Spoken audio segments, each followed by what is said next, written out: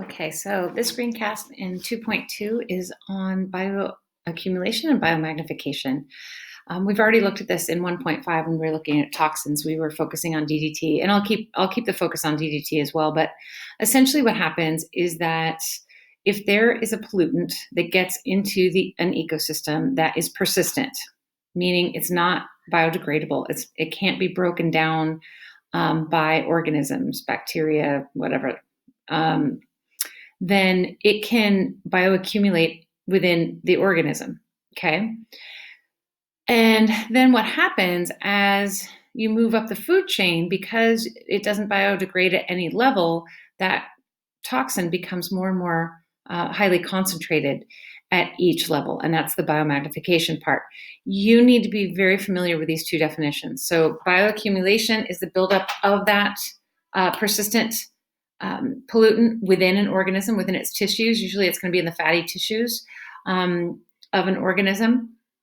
They can't break it down, so it just stays in there. And then biomagnification is when you see the concentration of that pollutant increasing as you move up the trophic levels. Okay, so let me just show you. Here's an example. This is with PCBs. I'm going to do the example again with DDT here in a second. But you can see at each level, organisms are taking in that pollutant, and it is accumulating within their tissues. That's bioaccumulation. The biomagnification is that the concentration of that pollutant within the organism gets higher as you move up the food chain. Okay, so here you can see the phytoplankton, the very bottom of the food chain. It has accumulated 0.025 parts per million within its tissues. But as you keep moving up, you can see it goes up. To smelt, it's 1.4. The trout, it's 4.8. And the herring gull, finally, is 124 parts per million. So the bioaccumulation is it coming into their tissues. The biomagnification is that increase in concentration.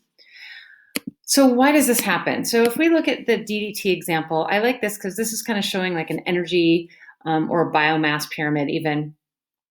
And if you get a whole bunch of DDT in the water, you can see each one of these little gray dots is the pollutant, okay? And that's how it's going to then, it's going to accumulate within this would be originally the phytoplankton, and it will accumulate within the zooplankton. And so if this is all the phytoplankton that they took in, the zooplankton, the next trophic level, they will, all of the food that maybe is available that they were able to eat, well, a lot of that will leave through cellular respiration, right? And the loss of energy, and also carbon dioxide that you breathe out. And so we're losing energy and biomass as you move up, but the amount of that toxin actually doesn't decrease because that stays within the organisms and can't be lost through normal biological processes to break any of those down. So again, it will be stored within the fatty tissues. So again, it accumulates at this level.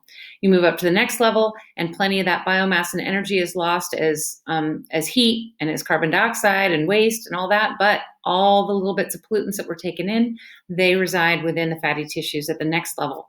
So there's less biomass at the next trophic level, but the amount of toxins the same. So essentially it's more concentrated. Again, less biomass, but the same amount of toxin. So the concentration gets higher and higher as you move up the food chain. Okay, so each of these trophic levels is accumulating toxins, but it's being biomagnified as you move up the food chain because you're losing biomass and energy at each trophic level, but you're not losing the amount of the toxin, so it makes it more concentrated.